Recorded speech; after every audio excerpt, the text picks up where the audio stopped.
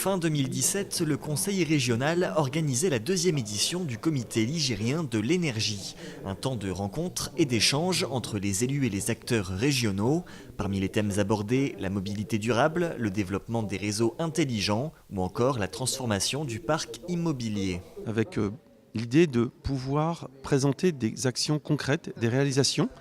Et effectivement, avec un élan d'optimisme, parce qu'on voulait présenter ce qui fonctionne. On aura accompagné, par exemple, en 2017, une dizaine de projets de méthanisation, au moins un par département, on s'y était attaché. Et par exemple, sur la question de la mobilité, on s'est engagé, on a investi 1 million d'euros sur les bornes recharge rapide, 37 exactement. La transition énergétique, c'est un projet commun. Et le Conseil régional l'a fait savoir en posant la question de l'implication des acteurs territoriaux dans le processus. Une complicité indispensable pour mener à bien la feuille de route.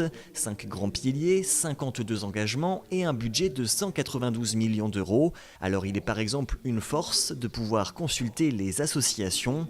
Elle-même apprécie. Alors effectivement, FNE Pays de la Loire apprécie la stratégie et la politique menée par le Conseil régional de feuilles de route, mais aussi surtout de boîtes à outils, d'actions concrètes. Et c'est dans ces actions concrètes que les associations peuvent s'exprimer et doivent s'exprimer pour pouvoir les appuyer et les développer.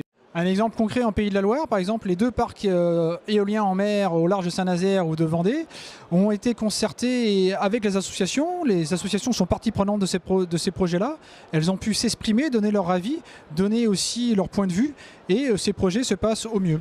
J'aimerais en préambule vous remercier.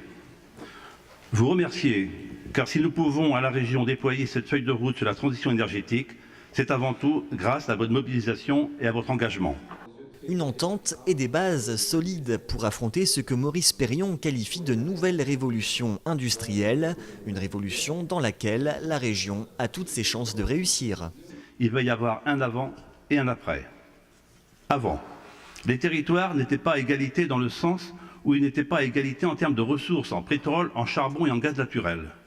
Aujourd'hui, les énergies renouvelables sont présentes partout et les territoires vont pouvoir jouer à armes égales. C'est une vraie chance pour tous.